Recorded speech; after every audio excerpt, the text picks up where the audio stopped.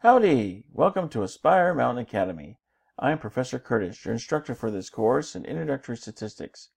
In less than 10 minutes, this video distinguishes outliers from influential points and demonstrates the sensitivity of the linear correlation coefficient and the linear regression equation to the presence of outliers. Let's get started.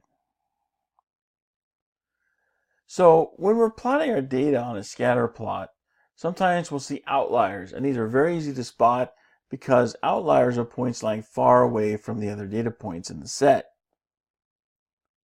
So when you have paired sample data, you can have one or more influential points, which are points that strongly affect the graph of the regression line. So a data point can be an outlier, and if it's an outlier, it's also an influential point. But if a data point is an influential point, it may or may not be an outlier. Here's an example for us to look at. So supposing we have the data that we've seen in previous mini lectures for shoe print length versus height. And we plot that here in our scatter plot with a line of best fit, and this is what we see. So all 10 of our data points are here, and they're pretty much grouped together. So here's the regression equation that describes our regression line. Now, we have an alpha level of 1%, then we're going to clear the bar because the linear correlation coefficient for our data is greater than the critical R value. So we're going to have linear correlation. Now, what if we add just one more point to this data set, and the data point comes from a dwarf, someone who's really short? Now, how does that affect our data? So we see the data point here, 26.3 is the X, 120.2 is the Y. How is that going to affect our regression model? Well, here's how it affects. Notice the effect on the regression line. So adding in this one little data point, obviously an outlier because it's far removed from the rest of the data here. Notice how it's pulling down on the regression line. So a line that was coming across like this now gets pulled down by this data point. So outliers are influential points because they're strongly affecting the graph of the regression line. However, some of these points that you see up here with the main body of the data are also influential points. They also strongly affect the graph of the regression line. So notice how this portion of the line basically remains the least altered.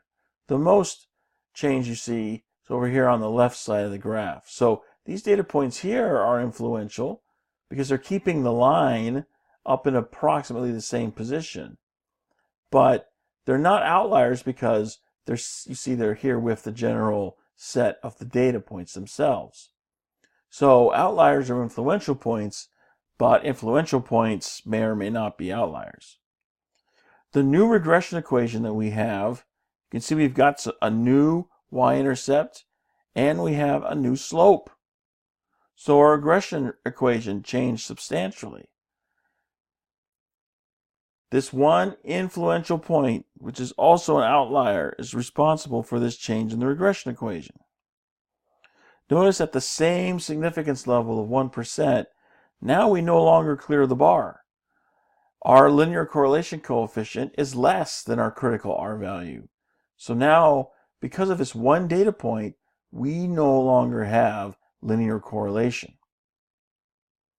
And this is what I mean by, you're looking at your data, you see an outlier, you need to know where the data is coming from in order to know whether or not to keep or remove the outlier from your data set.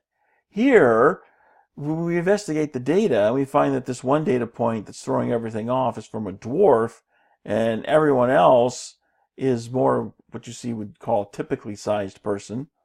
Then we know that this has a characteristic that makes it fundamentally different from the rest of the data, and therefore we can justify its removal from our data set. And that's what we really need to do when we see outliers. You need to examine the data and decide whether you're going to keep it or remove it. Okay? whatever you do, you can't just do it because you feel like it. You got to have justification. So in this case, we could remove that data point because, as I said, there's a fundamentally different characteristic to that data point than there is to the others. And it's that difference that allows us to justify removing it from the data set. And that brings us to the end of this mini lecture. I hope you found it helpful. You can find other mini lectures for this and other courses at AspireMountainAcademy.com. Thanks for watching. I'll see you in the next video.